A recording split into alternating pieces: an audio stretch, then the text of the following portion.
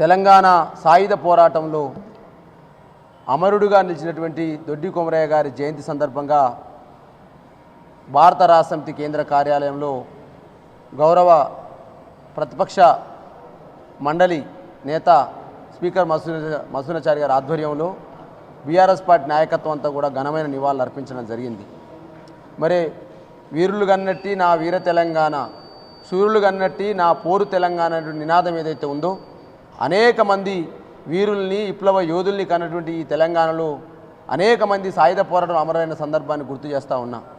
మరి అలా దొడ్డి కొమరయ్య గారు నాడు విష్ణునూరు దేశ్ముఖ్ వ్యతిరేకంగా, ఆ రోజు జానకమ్మ దొరసానికి వ్యతిరేకంగా, ఆ రోజు కరవెండి గ్రామంలో విష్ణునూరు ప్రాంతంలో జరిపినటువంటి పోరు ఏదైతే ఉందో తెలంగాణ సమాజానికి ఆదర్శంగా నిలిచింది.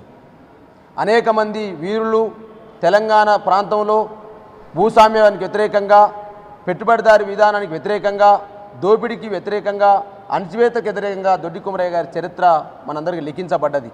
తెలంగాణ సాయుధ పోరాట తొలి అమరుడు చూపించిన దారిలో మరి తెలంగాణ రాష్ట్రం కావాలని, తెలంగాణ రాష్ట్ర సాధనే ధ్యేయంగా మరి పోరు తెలిపినటువంటి మా తెలంగాణ యుద్ధ వీరుడు, తెలంగాణ జాతిపిత మరి కేసీఆర్ గారు ఇక్కడ మనకు ఉన్నారు.